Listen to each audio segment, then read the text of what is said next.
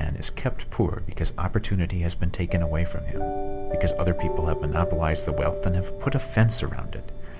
You may be shut off from engaging in business in certain lines, but there are other channels open to you. Probably it would be hard for you to get control of any of the great railroad systems. That field is pretty well monopolized. But the electric railway business is still in its infancy and offers plenty of scope for enterprise, and it will be but a few years until traffic and transportation through the air will become a great industry, and in all its branches will give employment to hundreds of thousands and perhaps millions of people. Why not turn your attention to the development of aerial transportation, instead of competing with J.J. Hill and others for a chance in the steam railway world?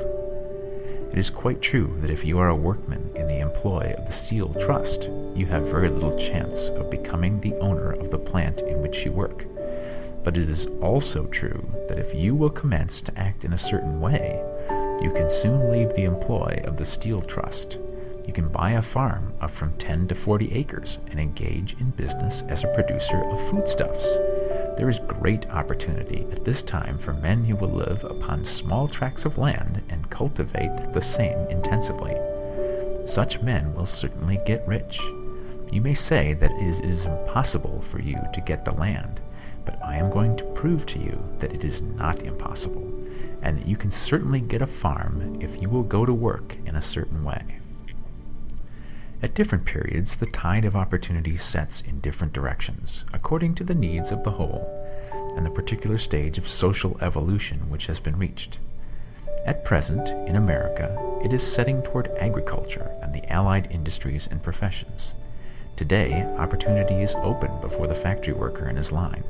It is open before the businessman who supplies the farmer more than before the one who supplies the factory worker, and before the professional man who waits upon the farmer more than before the one who serves the working class.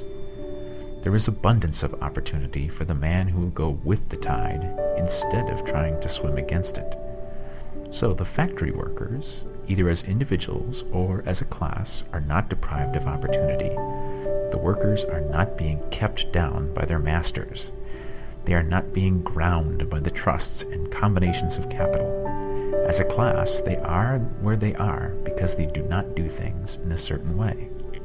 If the workers of America chose to do so, they could follow the example of their brothers in Belgium and other countries, and establish great department stores and cooperative industries. They could elect men of their own class to office and pass laws favoring the development of such cooperative industries, and in a few years they could take peaceable possession of the industrial field. The working class may become the master class whenever they will begin to do things in a certain way. The law of wealth is the same for them as it is for all others. This they must learn, and they will remain where they are as long as they continue to do as they do. The individual worker, however, is not held down by the ignorance or the mental slothfulness of his class. He can follow the tide of opportunity to riches, and this book will tell him how. No one is kept in poverty by a shortness in the supply of riches. There is more than enough for all. A palace as large as the Capitol at Washington might be built for every family on earth from the building materials in the United States alone. And under intense cultivation, this country would produce wool, cotton, linen, and silk enough to clothe each person in the world finer than Solomon was arrayed in all his glory, together with food enough to feed them all luxuriously. The visible supply is practically inexhaustible, and the invisible supply really is inexhaustible. Everything you see on earth is made from one original substance, out of which all things proceed. New forms are constantly being made, and older ones are dissolving, but all are shapes assumed by one thing. There is no limit to the supply of formless stuff or original substance. The universe is made out of it, but it was not all used in making the universe. The spaces in, through, and between the forms of the visible universe are permeated and filled with the original substance, with the formless stuff, with the raw material of all things. 10,000 times as much as has been made might still be made, and even then we should not have exhausted the supply of universal raw material. No man, therefore, is poor because nature is poor, or because there is not enough to go around. Nature is an inexhaustible storehouse of riches. The supply will never run short. Original substance is alive with creative energy and is constantly producing more forms. When the supply of building material is exhausted, more will be produced. When the soil is exhausted so that foodstuffs and materials for clothing will no longer grow upon it, it will be renewed, or more soil will be made. When all the gold and silver has been dug from the earth, if man is still in such a stage of social development that he needs gold and silver, more will be produced from the formless. The formless stuff responds to the needs of man. It will not let him be without any good thing.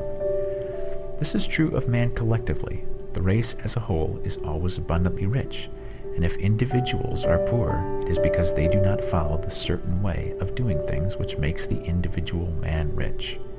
The formless stuff is intelligent. It is stuff which thinks. It is alive and is always impelled toward more life. It is the natural and inherent impulse of life to seek to live more. It is the nature of intelligence to enlarge itself, and of consciousness to seek to extend its boundaries and find fuller expression. The universe of forms has been made by formless living substance, throwing itself into form in order to express itself more fully. The universe is a great living presence, always moving inherently toward more life and fuller functioning. Nature is formed for the advancement of life. Its impelling motive is the increase of life. For this cause, everything which can possibly minister to life is bountifully provided. There can be no lack unless God is to contradict himself and nullify his own works. You are not kept poor by lack in the supply of riches. It is a fact which I shall demonstrate a little farther on, that even the resources of the formless supply are at the command of the man or woman who will act and think in a certain way.